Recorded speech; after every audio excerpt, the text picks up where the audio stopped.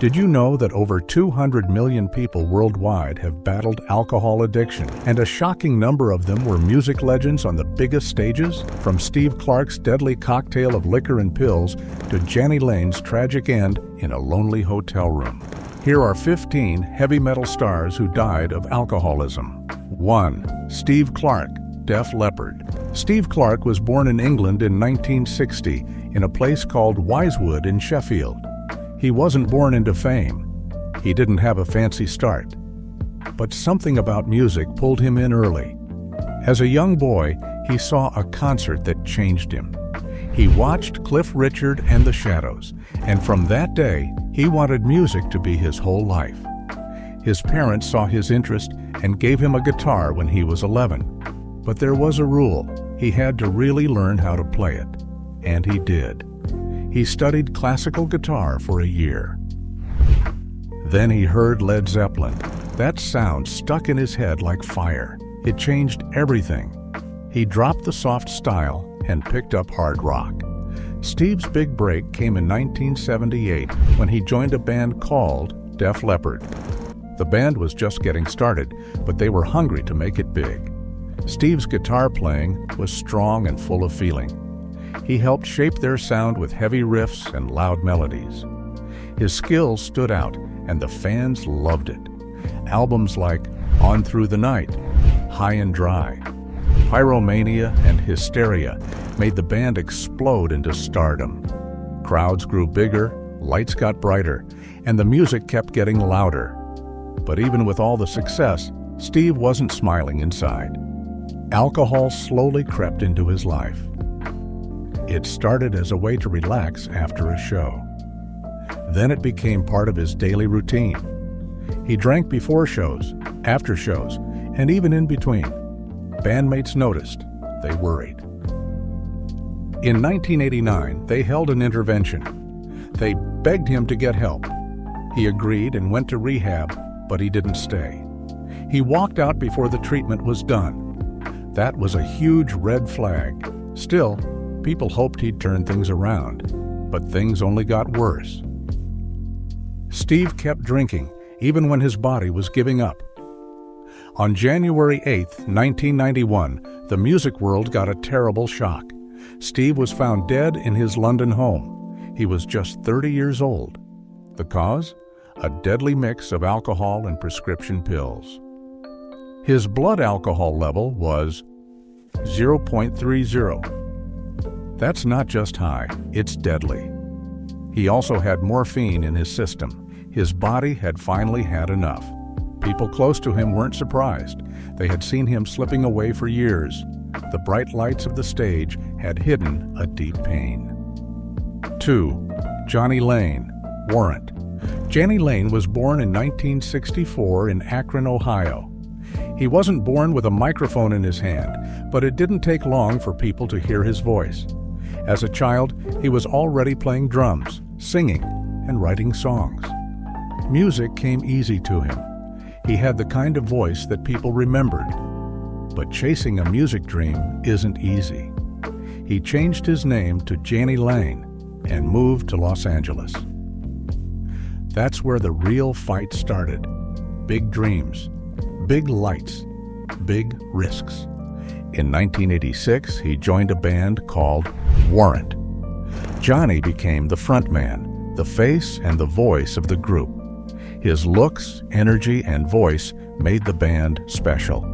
They had catchy songs and wild videos that fit perfectly into the glam metal scene of the late 80s. Their first big album was Dirty, Rotten, Filthy, Stinking Rich. It was a hit. The song Heaven climbed all the way to number 2 on the charts. People thought Jani had it all. Then came the next album, Cherry Pie, which pushed them even higher. The title song became an anthem, but something was hiding behind Jani's smile. Alcohol. At first, it was just part of the party. Everyone in the scene drank. But Jani's drinking didn't stop when the party ended. It kept going. He would leave the band and then come back.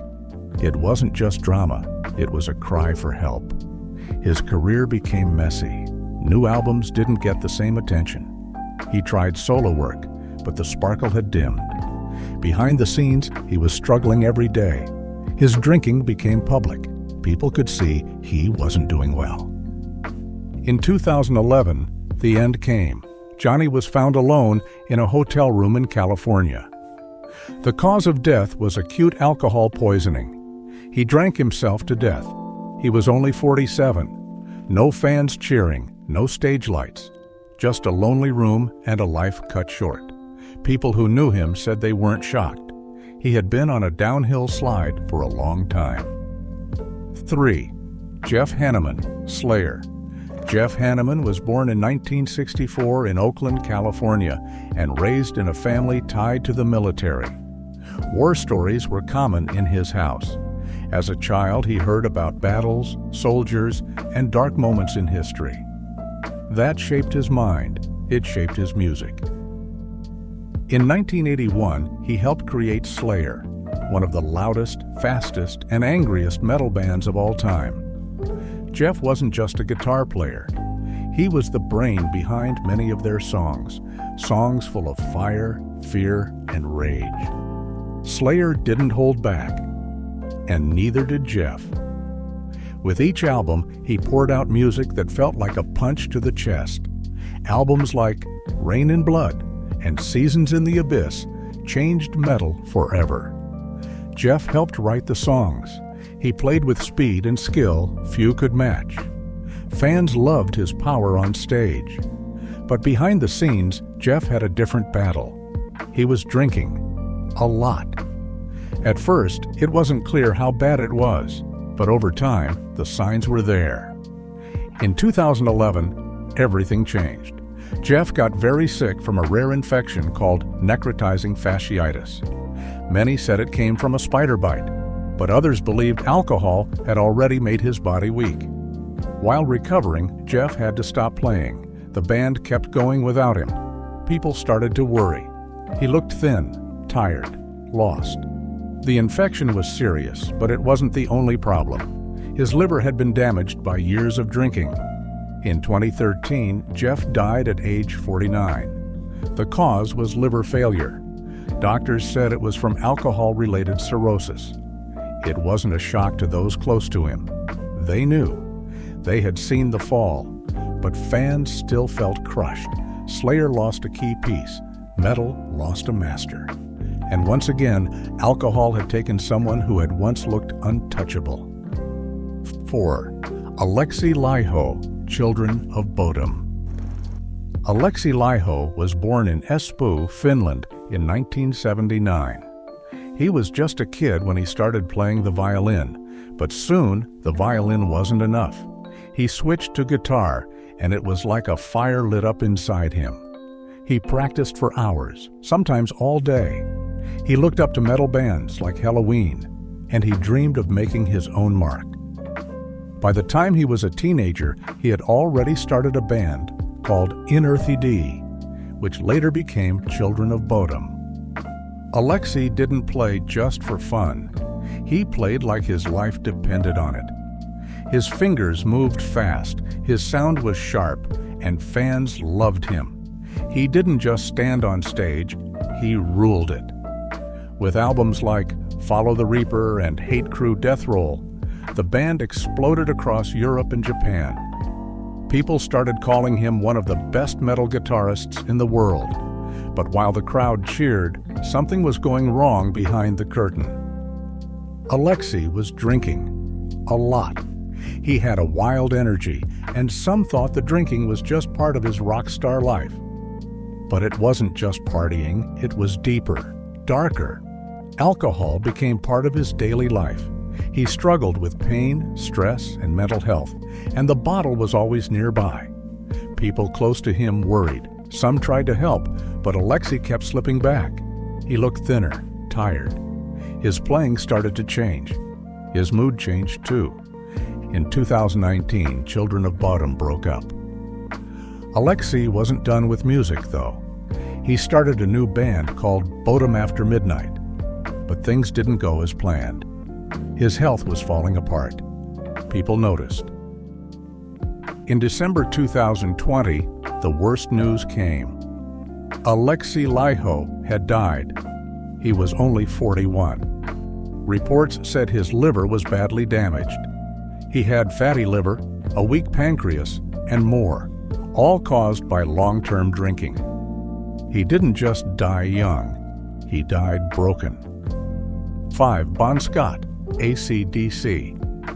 Bon Scott was born in Scotland in 1946. When he was still a small boy, his family moved far away to Australia. He grew up in Fremantle, a place where he quickly stood out for his loud voice, wild behavior, and love for music. From a young age, Bon didn't like rules. He wanted to be different, to live big, and to be remembered. He tried many things before joining AC/DC, playing with other bands like the Valentines and Fraternity. But nothing stuck like AC/DC. That's where his loud voice, wild ways, and strong stage energy found the perfect place. When he joined AC/DC in 1974, the band was still growing, but with Bon, something changed. His raspy voice and wild look made him unforgettable. His words were sharp, fun, and often pushed the limits. Albums like High Voltage, Let There Be Rock, and Highway to Hell became hits. People couldn't get enough of the band, and Bon was a big reason why. He wasn't just a singer, he was the face of the wild rock life. Fans loved how he laughed in the face of danger. But behind the fun, something darker was growing.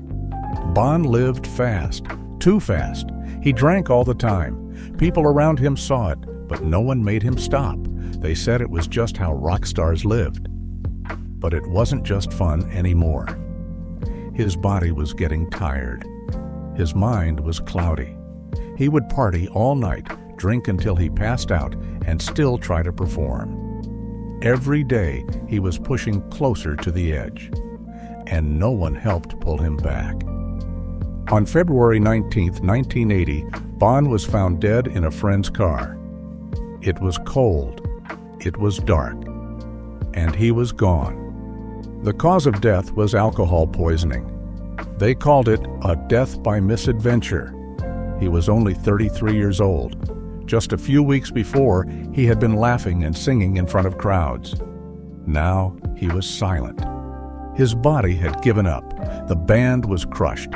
Fans were shocked. They had just started to take over the world, and now their voice was gone. 6. John Bonham, Led Zeppelin. John Bonham was born in 1948 in a small town in England. As a child, he loved drums more than anything. He started playing at age 5, using whatever he could find. Pots, pans, anything that made noise. People called him a natural. He never had real lessons. He didn't need them.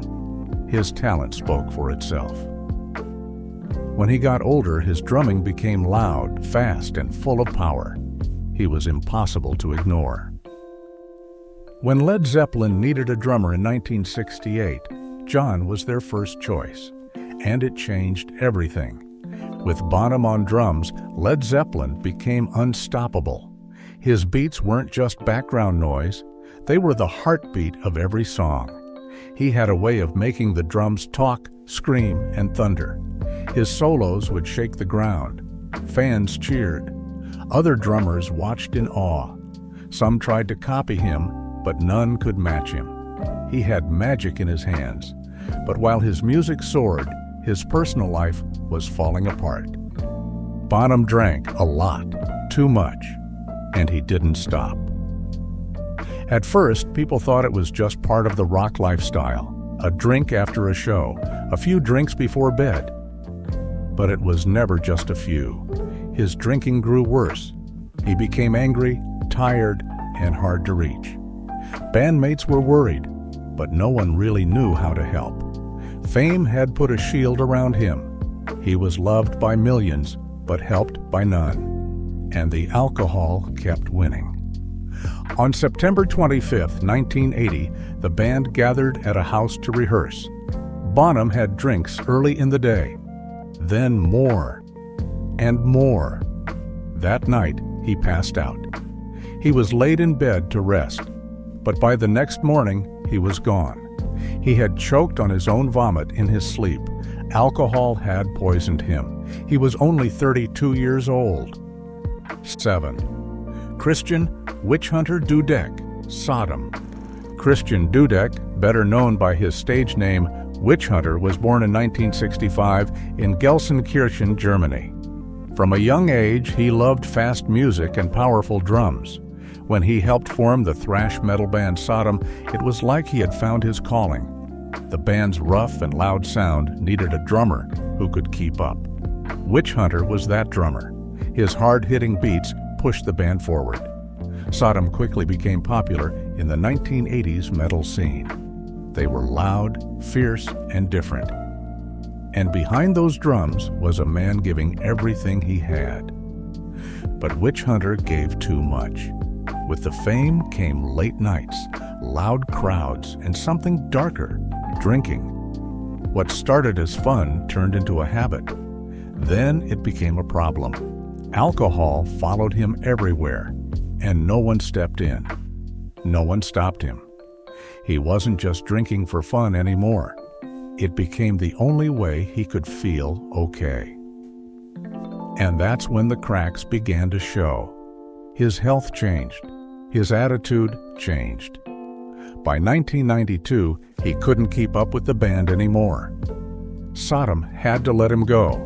It wasn't about talent. He still had that, but his body was breaking down. His focus was gone. The alcohol had taken over. Fans noticed he was missing. Some wondered, others already knew. Witch Hunter was falling apart. Years passed. He stayed away from the spotlight. Sometimes he tried to get better. Sometimes he came close. In 2007, he even played with Sodom again for a short time, but his body had already taken too much damage. On September 8, 2008, Witch Hunter died. The cause was liver failure, brought on by years of drinking. He was only 42.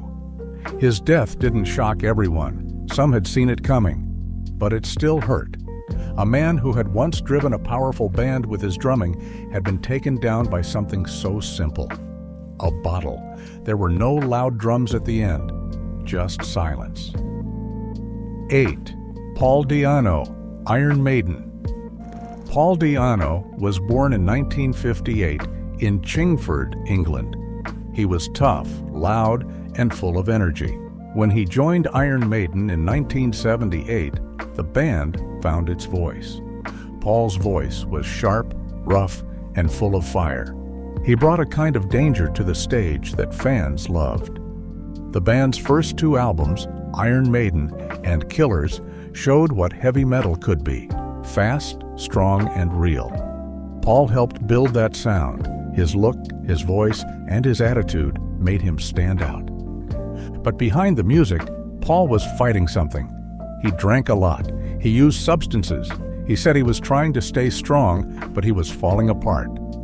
The band noticed he would miss shows, show up late, or act strange. His voice started to suffer. His body started to slow down. The music was moving forward, but Paul was stuck. The fun was fading, and the problems were growing. People warned him, but he didn't listen. In 1981, Iron Maiden let him go. They had to. They were rising fast, and Paul was pulling them down. He didn't leave quietly. It was loud, messy, and full of regret. He joined other bands, started new ones, and kept singing. But it was never the same. His health kept getting worse. The drinking never stopped. The substances stayed close. And over time, Paul faded from the spotlight. The voice that once roared now whispered. For years, he tried to keep going. He played small shows. He gave interviews. But his body was failing. He had surgeries. He was often in pain. He needed help to move. Still, the bottle stayed near. On October 21, 2024, Paul Di'Anno died. He was 66. The cause wasn't a surprise. Years of drinking had broken him. It was a long fall, and it ended in silence. 9. Jason Molina, songs Ohia Magnolia Electric Kamala. Jason Molina was born in Lorain, Ohio on December 30th, 1973. He wasn't a huge rock star with wild parties and flashing lights. He was quiet, private, and made music that spoke to people who felt sad or alone. His songs were deep and full of pain, often talking about the darkness that people hide inside. He sang for bands like Songs Ohia and Magnolia Electric Co., and his music mixed folk, country, and rock. People loved him for being honest in his songs, but many didn't know how much he was hurting in real life. Jason had a serious drinking problem. This wasn't just someone who liked to have a few drinks on weekends. He drank every day all the time. It got worse as the years passed.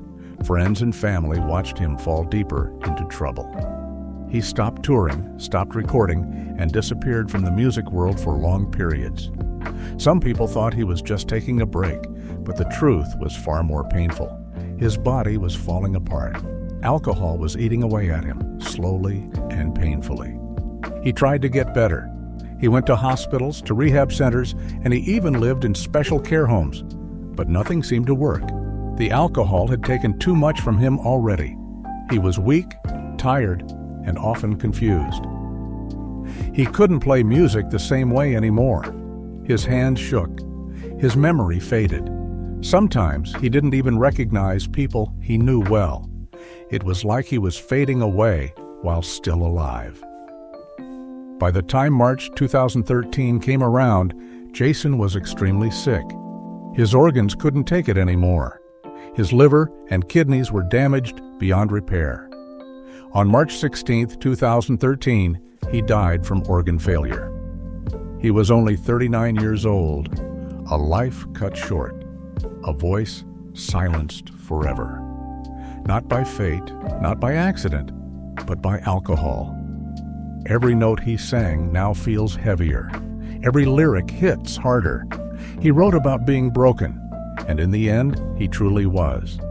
Jason Molina is remembered by fans as a deep and thoughtful songwriter. But behind the music is a terrible warning. Addiction doesn't care how talented you are. It doesn't care how much people love you. It takes and takes until there's nothing left. 10. Brian Connolly, the Sweet. Brian Connolly was born in Glasgow, Scotland on October 5, 1945. He became a star in the 1970s as the frontman of The Sweet. People knew his voice right away. It was loud, sharp, and perfect for big rock songs like Ballroom Blitz and Fox on the Run. Fans loved him. His band was on top. But even while he shined on stage, something dark was always following him behind the scenes. Brian had a problem with alcohol that went back years. At first, it didn't show. He could still sing, still perform, still charm the crowd. But as time went on, the drinking got worse. He became less reliable. He started missing shows, and his voice began to change. The strong frontman people once cheered for became someone hard to recognize. People close to him started to worry. They tried to help, but Brian kept drinking. His health began to crash. He had heart attacks, not just one, but more than once. His liver started breaking down. He would collapse. He lost weight. His skin changed, but the drinking didn't stop. It kept going like a slow wave, destroying everything in its path. The band couldn't wait around forever. He had to leave The Sweet. It wasn't just his choice. He couldn't keep up anymore. The music world moved on, but Brian couldn't. He tried solo work. He tried small shows, but nothing felt the same. His name became a memory, a story that ended too early. On February 9, 1997, Brian died. He was only 51. He didn't die quietly in sleep. His heart and liver gave out. They couldn't handle the years of drinking. What should have been a peaceful old age was stolen by alcohol. 11. David Byron, Uriah Heep. David Byron was born David Garrick on January 29, 1947, in Essex, England. He had a voice that filled up rooms and a way of performing that pulled people in. As the lead singer of Uriah Heep, he helped create some of their most loved songs. During the early 1970s, the band was big, and David was a major part of that. But with success came problems, and for David, one big problem was alcohol. At first, the drinking didn't seem like a problem. Rock stars partied, and so did David. But soon, it wasn't just partying. He drank every day, during shows, after shows, at home. His drinking changed him. He became harder to work with. He started forgetting things. He lost control of his voice. The band noticed. Fans noticed. Everyone saw the change. In 1976, Uriah Heep made a hard decision. They removed David from the band. It was not just about the music anymore. His health and behavior were getting worse. David tried to go solo. He made new music. He tried working with new bands, but it never hit the same. The fire he had before was dimmed. David's health got worse every year. His liver stopped working right. His kidneys followed. He looked older than his age. People who met him were shocked. How could someone with such a strong voice now barely stand? On February 28, 1985, David died. He was just 38 years old. He died from liver disease and kidney failure, both caused by alcohol. 12. Michael Clarke, The Byrds. Michael Clarke was born on June 3, 1946, in Spokane, Washington. He wasn't flashy like other drummers. He had a simple way of playing that worked perfectly for the Byrds. His beats helped create hits like Mr. Tambourine Man and Turn, Turn, Turn. The Byrds became one of the biggest folk rock bands of the 1960s. Michael was there from the start, but something else was always in his life: alcohol. Drinking followed Michael from his early days. He drank at shows, at home, everywhere. As time went on, the drinking got worse. His health started to show it. He lost weight. His skin looked bad. People said he was hard to talk to, angry, tired, sick. Michael tried playing with other bands. He moved around a lot, but the drinking never stopped. Even when doctors warned him, he kept going. Friends said he wouldn't listen. He was caught in a cycle he couldn't break. No matter how much people cared, alcohol had a tight grip on him. He grew weaker. His liver took the biggest hit. It stopped working right. His body filled with fluid. He couldn't breathe easily. He needed help doing basic things, but he didn't stop drinking. He couldn't. On December 19, 1993, Michael died. He was only 47 years old. He died from liver failure. It wasn't fast. It wasn't painless. It was the end of a long, slow fall caused by alcohol. His death was not just sad. It was proof. Proof that drinking too much doesn't just hurt. It ruins you. Slowly. And in the end, all that's left is the sound of a drum fading away. 13. Rob Buck, 10,000 Maniacs. Rob Buck was born on August 1, 1958, in Jamestown, New York. He played guitar for the band 10,000 Maniacs. He helped start the band and gave it a sound that fans loved. His guitar made the songs feel special. People noticed. He worked on big albums like In My Tribe and Blind Man's Zoo. These albums helped the band grow. Fans loved them. But behind the music, something bad was happening. Rob Buck was drinking too much. At first, it may not have seemed serious, a few drinks here and there, but it grew. He drank more and more. It became normal. People may have looked the other way. Maybe they thought he had it under control. But he didn't. His body started to suffer. His liver was getting weaker. Alcohol was slowly ruining him, even if he didn't know it yet. As the years went by, the damage got worse. The late 1990s were not kind to him. His health dropped. His liver could not keep up anymore. He may have had warning signs, pain, fatigue, but maybe he ignored them. Maybe others saw but didn't speak up. His music stayed strong, but his body was falling apart. He was in danger, and no one stopped it. On December 19, 2000, Rob Buck died. He was only 42. The cause was liver failure. The real reason? Alcohol. Years of drinking ended his life. It didn't have to be that way. He had talent, fans, and a future, but alcohol took it all. There were likely moments when things could have changed. Maybe he could have asked for help. Maybe someone could have stepped in. But nothing happened. He kept drinking. He kept getting worse. And then it was too late. His death was quiet but painful. It reminds us that addiction hides behind smiles, behind fame, behind music. You don't always see it until it's too late. What songs did we lose when Rob Buck died? What could he have created if he had lived longer? 14. Kevin DuBrow, Quiet Riot. Kevin DuBrow was born on October 29, 1955, in Hollywood, California. He was the voice behind Quiet Riot, one of the loudest, boldest bands of the 1980s. With hits like Come On Feel the Noise and Mental Health, the band exploded in fame. DuBrow's voice was strong, wild, and unforgettable. Fans cheered, crowds screamed. But while he looked like a star on stage, something else was going on inside. DuBrow struggled with substances and alcohol. The fame brought parties, and the parties brought pain. It started small, maybe. A drink here, a pill there. But it grew. It became his world. The bright lights hid the shadows. The loud music covered the cries. People saw the stage, not the man.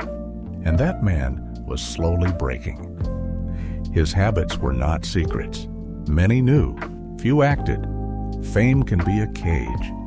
And inside that cage, DuBrow was drowning.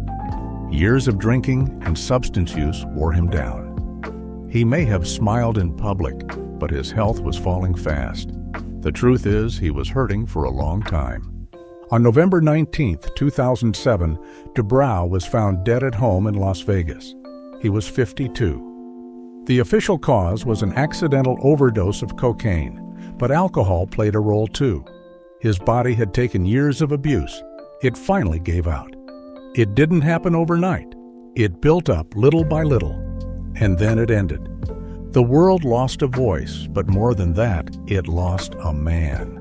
Kevin DuBrow had chances, moments where he could have stepped back. He had friends.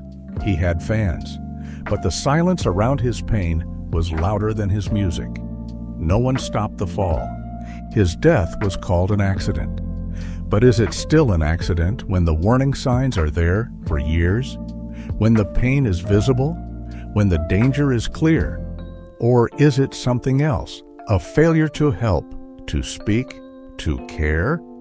The spotlight can hide the truth. It can cover the pain. But it can't save a life. Not without help.